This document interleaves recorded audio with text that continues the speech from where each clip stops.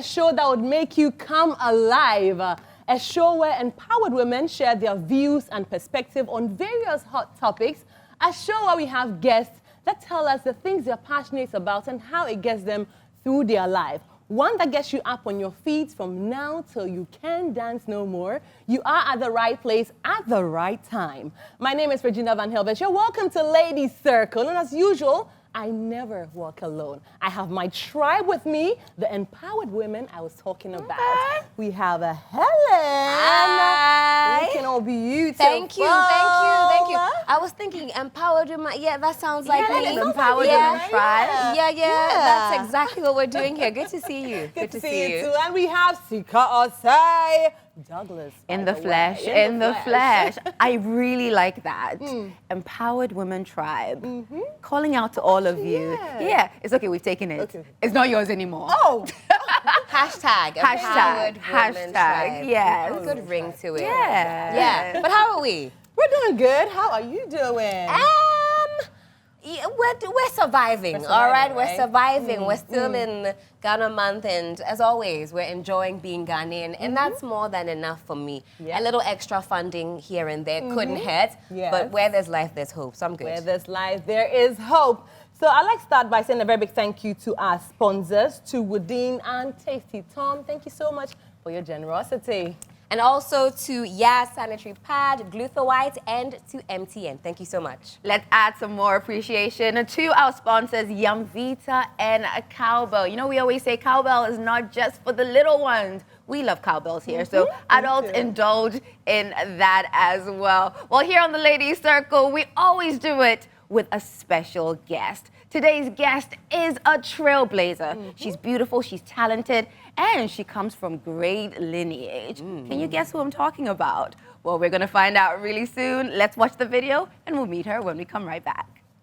Princess Fathia Nkrumah is a versatile entertainer known for her roles as a model, actress, and TV show host. In her acting career, Princess has appeared in various productions across stage, television, and film. She has collaborated with different theatre groups, including the Accra International Players, to support charitable causes. Additionally, she has showcased her acting talent in feature films and television series, including roles in well-received shows such as Living with Trisha, Champagne, and Dede. Princess has also starred in the comedy film Little Problems, currently available on streaming platforms, and played a leading role in the thriller The Curfew, now featured on multiple airline entertainment systems. Princess is also set to feature in 2 anticipated short films by Uche Agu, titled Dynamite and The Kids Are Not Alright. In recognition of her contributions to the entertainment industry, Princess received the Discovery of the Year Award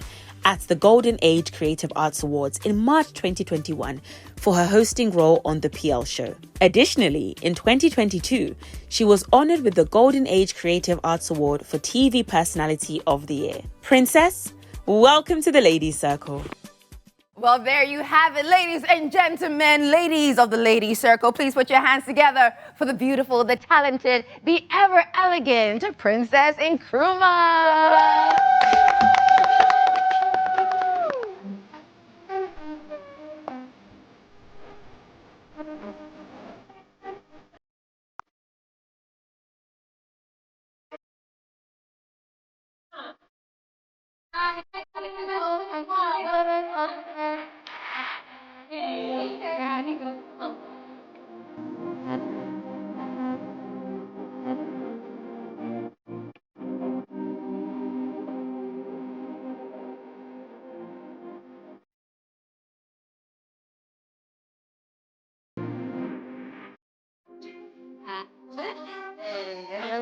We sit with it. Beautiful! Hello, Princess. Hello, Sika. Princess is an actual princess. Did you guys know that? Okay. Soon, I'm sure she's tired of hearing it, but obviously when the name Nkrumah comes up, everybody's mind goes to one place and one place only. And if your mind is going there, well, it's going into the right place, but we'll get into that once we get into our discussion with Princess. Now I think some LPMs. Let's shout out our sponsors. Let's do that. And we're going to start with Yaz, obviously. If you want to feel comfortable and you don't have to just check your back every time to see what's going on there, Yaz has got you covered.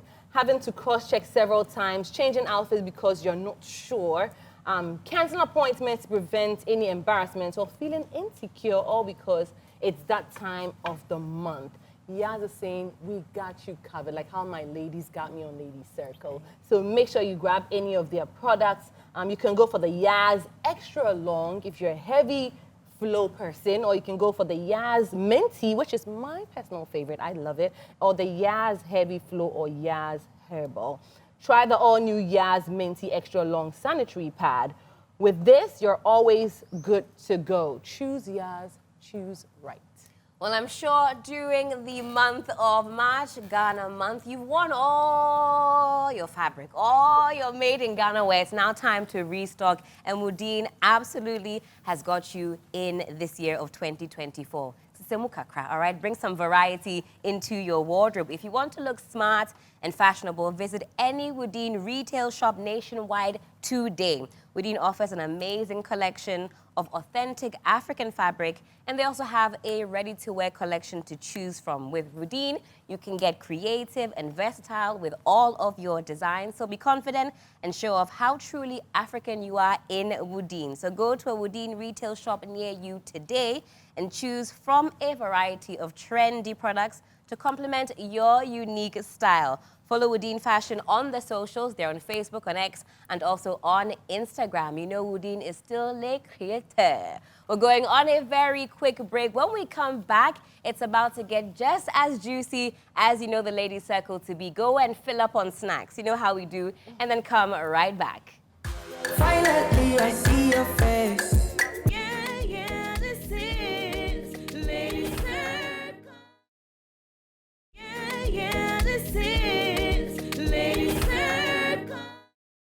Many thanks to Yaz Sanitary Pad, MTN, Yamvita, Onga, Cowbell, our milk. And I go pull up on you wherever you get. I go down. I know feeling. All right, a big shout out to DJ Viral. I don't know if you are feeling the energy of DJ Viral through the screens at home, but here in the studio, he's giving us energy. Yep. You know, and we definitely need energy for the topic that we're discussing today, which is very close to not only my heart, but our guest's heart as well. Absolutely. Princess Nkrumah, actress extraordinaire. My goodness, if you see this girl on screen and you will be blown away. But I'm sure after this interview, a lot of you are gonna go and look up all her films, etc. And I think when it comes to royalties, residuals, how actors are paid in Ghana, we have a lot to say about it. In fact, in a recent interview, Rita Dominic actually made a statement. She said she's looking forward to seeing African actors earn royalties for their works. We know in Hollywood, that's the case. Here in Africa, once you're done with the movie, it's over. Whether the movie makes millions, thousands, quadrillions, you don't get a piece of it. And it's something that has affected the longevity of actors and their careers. And we're hoping that these are the kind of discussions that we need to have to be able to propel something to change when it comes to residuals and making money. But let me come straight to our beautiful guest right here, Princess. Yes.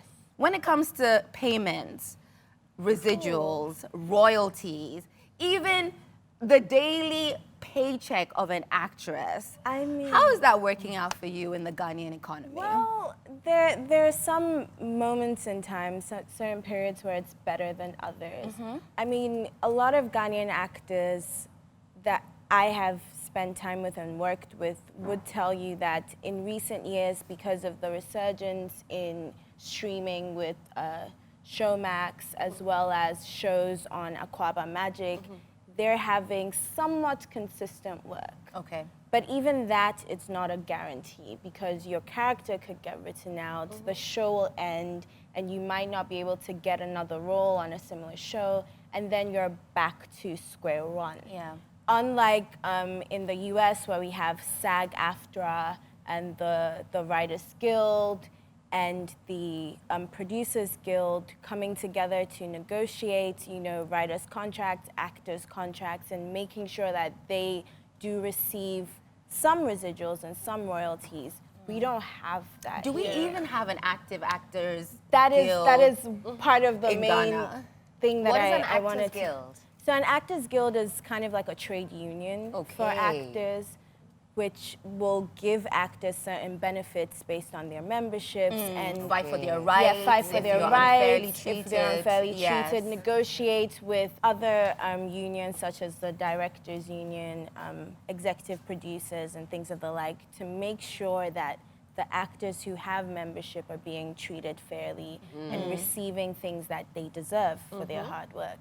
But who is the onus on to actually get this guild up and running? Is it something that happens by way of government policy? Is it actors or one or two actors getting together to formalize it?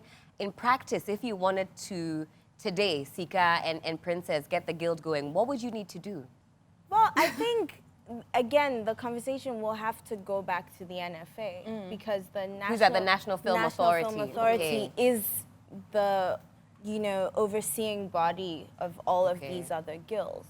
So the NFA will have to engage with directors and actors and key Producers, players and yes. producers in the entertainment industry, and then based on those conversations and negotiations, decide on guild directors and board members who would be best suited to helping the guild, and then we move from there. The concept of making it economically feasible for creators to create globally has been accepted as a social imperative, but I don't see, issues of copyright has been made very, very serious. It's taken very seriously these days. Like on Instagram, if you post stuff and you have music of an artist, they'll tell you you can't make that post or it's taken down because you didn't seek permission from the right people. And I think that is a good thing. But for Ghana, I don't know. I just don't see light at the end of the tunnel. I'm worried. It's very problematic. Yeah. Why? Because recently I was engaging a Nigerian producer who is actually a friend I've worked with before. And his content was showing on a TV, one of our TV stations, with his watermark splashed boldly on the screen. And so I was like, oh, wait, did you approve this? And he was like, oh, no, nobody reached out to me. And we are battling with this issue so much because we've called people several times to take the content down. We've tried to reach out to them to go through the right channels to make it happen.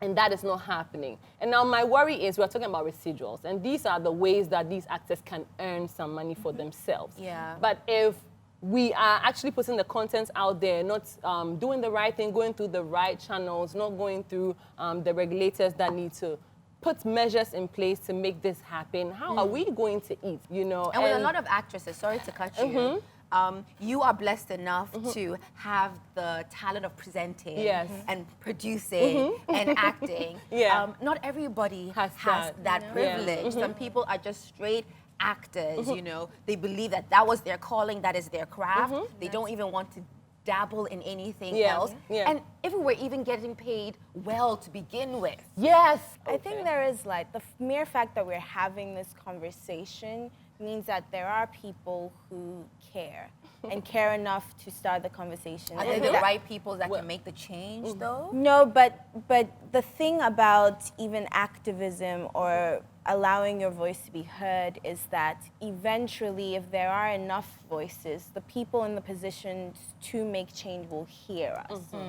And if we're loud enough, they will have no choice but to start engaging with us. That is true. In recent times, there have been, two things. Number one, there have been a lot of interest from the Western parts of the world into Africa. I know that recently Idris Alba was in town having a creative brunch. I wasn't invited. But nobody, Sika, that came up, not to cut you, but this I don't know Elba why. thing came up, and a lot of actors and actresses were asking, like, how, we didn't even get the memo. They there wanted were to a lot be of people there. there. For me, not to shake tables, Shake I was it. asking, why is this person, why is this person there? Yeah. What What are they currently conversation are you they going had to have? influencers. They had lifestyle fashion influencers at the brunch, which is great. But the question is, if you're coming in to talk about speaking the African story, putting structures in place to ensure that African actors are seen on the global platform, making sure that we're getting what we deserve, please, what is a fashion influencer doing there? And that is why I'm asking, Princess, do we think the people having the conversations are the right people to effect the change? If Hollywood can't get it right, please, I don't know how Gollywood is going to get it right, not to sound pessimistic. On the topic of Hollywood being the standard in our minds, but not being the standard in actuality, that's a huge thing. I mean, Kimiko Glenn from Orange is the New Black recently put out a TikTok. And Orange is the New Black is a massive show that is constantly being, watched and rewatched and streamed. And she showed her residual check, which was, because she was one of the major players in that. Her residual check was, I believe, $27. What is a month? Yeah. A month, a check that comes in a month. I mean, we can say at least she's But getting she a got check. it, exactly, yeah. But yes, But but it's then $27. $27, and then there are other people who, as Sika was saying, they're receiving cents. Some actors even came online and was like, "This check is not worth the money it's printed, like the paper it's printed on. Like you probably spent more money printing it out on paper, mailing it to me than I'm receiving." This was such a bad thing that was continuously happening that there was a bar in LA where you could bring in your residual checks that were under $1 to get a free drink. I mean, but ladies, I mean, you're all in the field. And I want to ask you this. I mean, listening to everything that's going on, and some of us are not too close to the action to know about the nitty-gritty. What does that do for your psyche? Because I know what it's like to be passionate about a job that simply doesn't give you the coins that you deserve.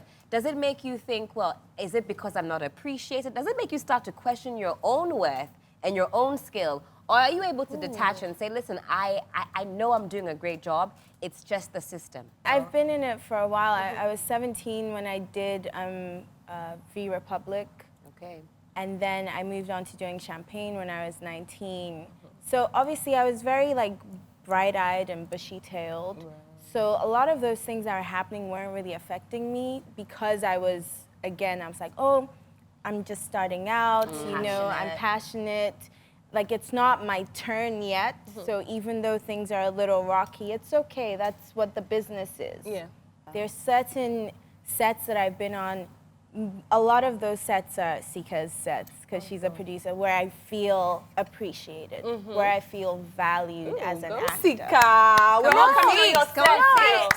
Listen, I sent her residual check before the interview, so she is mandated. I would be remiss if I didn't acknowledge the role that you play in making actors feel loved and appreciated.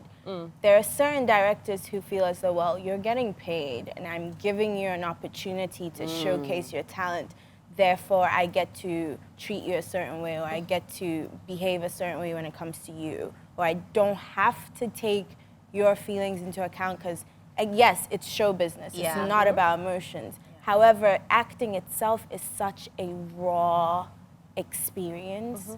If you're doing it right, at least there's certain places you have to allow yourself to go to, certain parts of yourself you have to allow to be shown in the most vulnerable of ways. The environment matters. And if you don't feel safe enough to do that, you're not going to be able to give the best performances. Okay.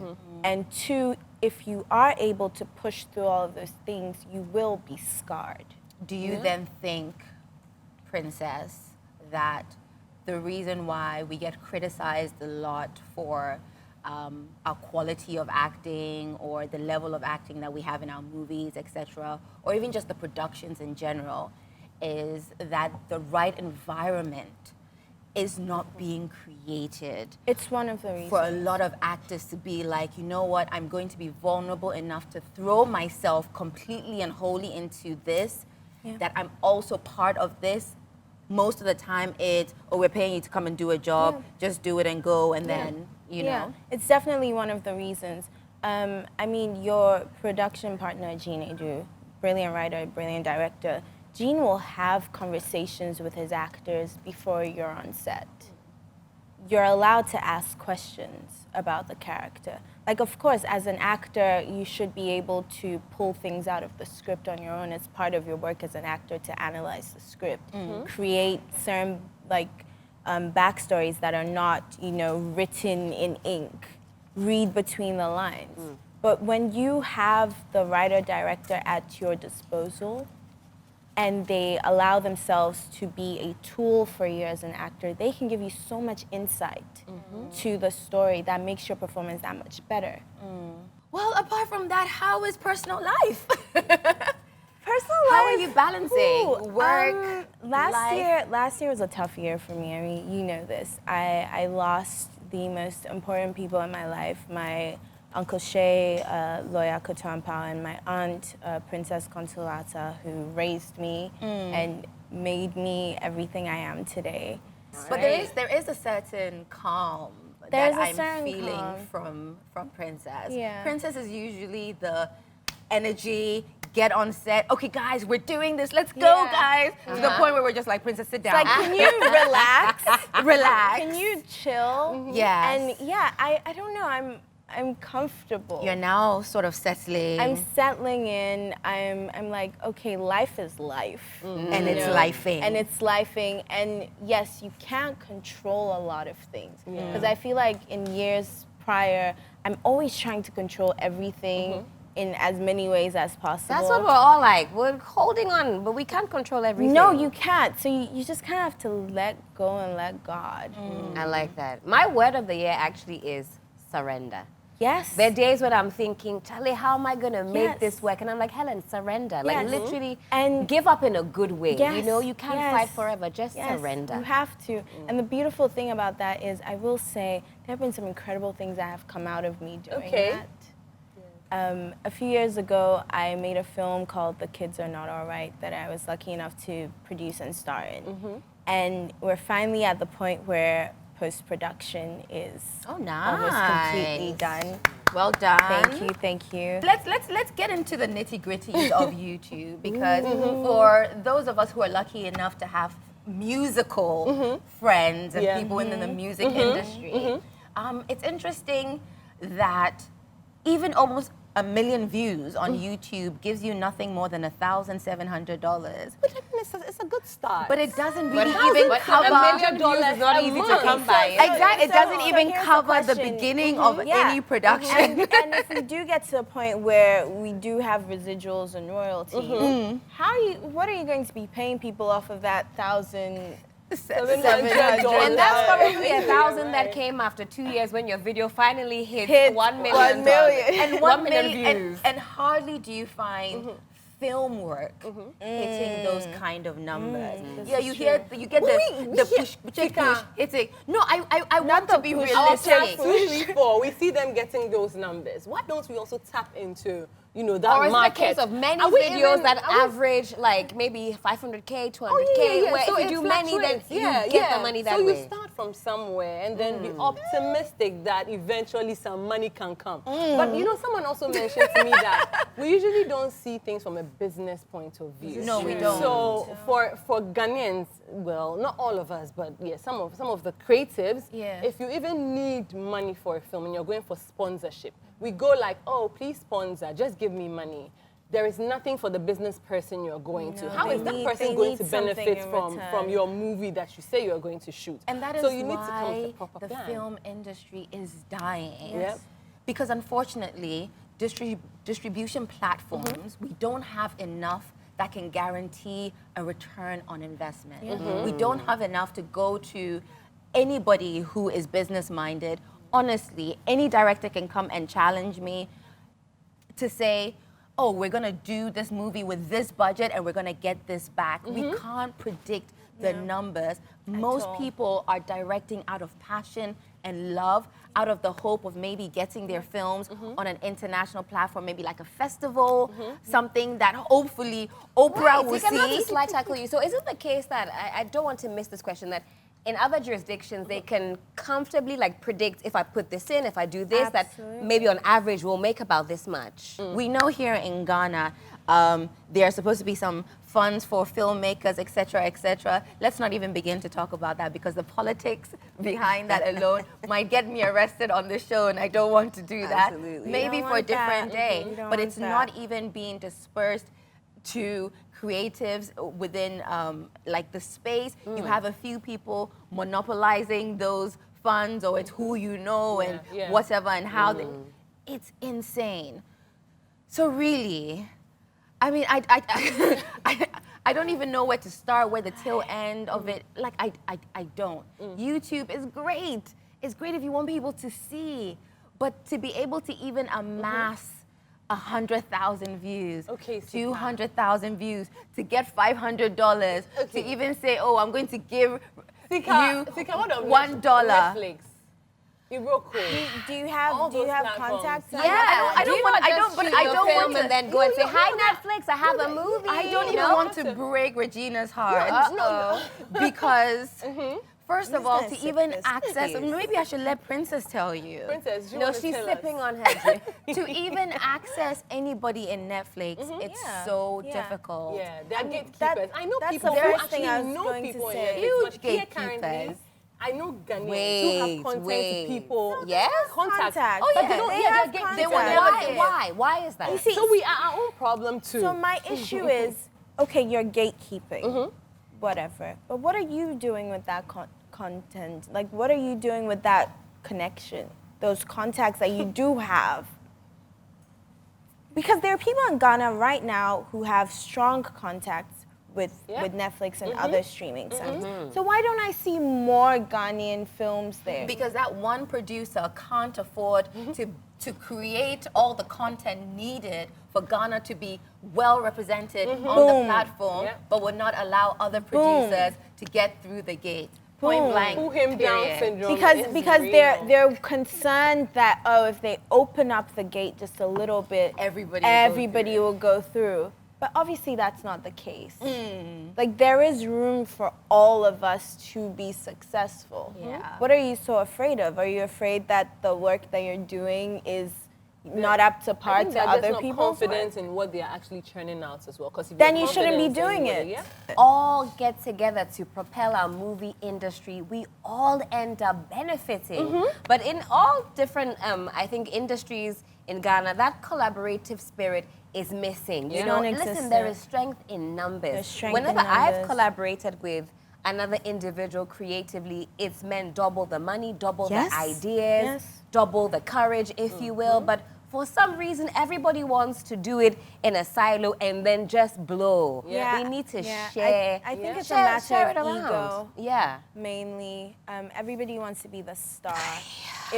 If acting has taught me anything, is that you need to know how to play your role. Learn to play your role. Everybody has a role. Everybody in has this a role sector. to play. We yours. can't all be the lead role in every film. We can't all be the star. But it doesn't mean that your role is not as important. You can't have a film. Well, you can have like a one-man film. That is possible. But then there are other elements in the film that make it what it is. There are people in a crew that make it what it is. Even here today, we have sound men, we have cameramen, we have people working, you know, the mics and so on, the lights. All of those people matter. It definitely takes a village to make it happen. Well, we're going on a quick break so I can get some painkillers, really, because this conversation is sending my head spinning. I think the ladies have given us a lot to chew on, to think about, to ruminate over. The issues are plenty indeed, but go and fill up on the snacks. Listen, on Saturdays, I want you to eat all the snacks possible at home. Take a chill for a little bit. We'll be right back on the Lady Circle. Yeah, yeah.